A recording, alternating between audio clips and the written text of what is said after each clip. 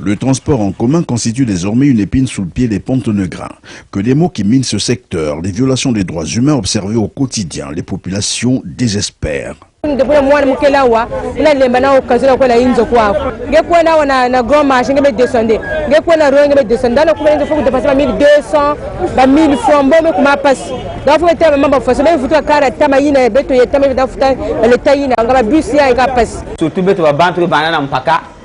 Na ukuma na gisalo na centre-ville beto que la vraie passe. Parfois il faut dépenser 450.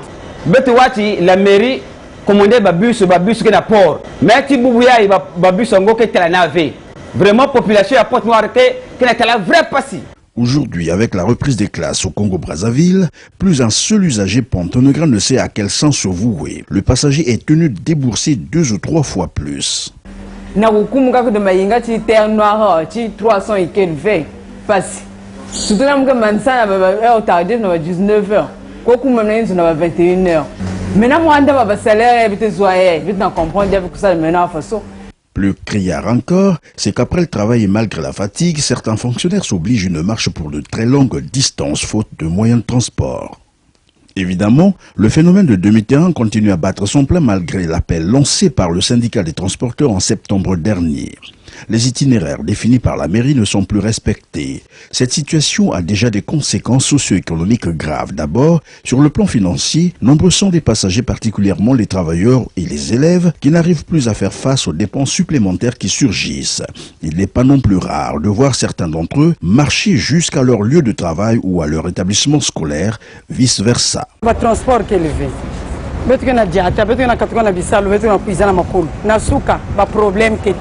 Na kuzo transport na kukuma na kisalu pasi. Bien que nous on faut que foute 2 transports na kukuma na kisalu. Na kokila là ben que malisa pareil.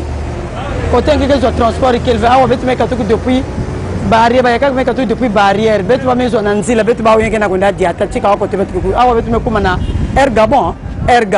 Peut-être na lutati na grand marché, peut-être aussi betu ko na grand marché. Il y a le meso yana ke na kutela makuto yana ke na kuwa. D'autres encore sont obligés de se masser à longueur des heures sur les stations de bus, attendant un temps de répit du phénomène demi-terrain et trouver un moyen de transport. Dans ce cas, il ne faut pas perdre de vue les contraintes horaires qui en résultent, puisque nombreux arrivent très en retard à leur lieu de travail ou à leur établissement scolaire. Les patrons d'entreprise comprendront-ils cela? La corruption et la fraude, voilà un autre aspect de problème qui gangrène le transport en commun, où la plupart des taxis et bus sont propriétés des responsables des administrations concernées par la question, ou mieux des officiers de l'armée ou de la police, empêchant les agents de l'ordre de remplir loyalement leur mission. Et la fois passée, nous avons suivi le témoignage d'un policier qui a dit qu'il interpelle un taxi qui n'était pas en règle sur la voie publique. Or, il s'avère que ce taxi appartenait à un général, en tout cas un officier supérieur.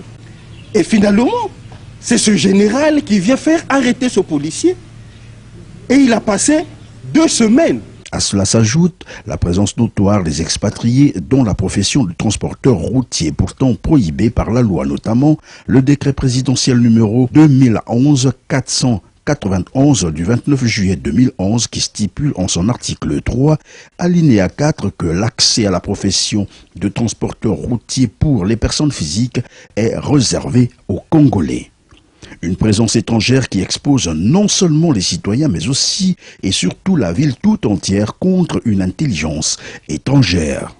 Voilà qui interpelle au plus haut chef les pouvoirs municipaux, seuls responsables du transport en commun, pour améliorer les conditions dans ce secteur, lutter contre la fraude et la corruption, réorganiser les itinéraires, arrêts, terminus et parkings dans la ville, créer une compagnie municipale de transport urbain à l'instar de la STPN. En tout cas, ce n'est pas sorcier.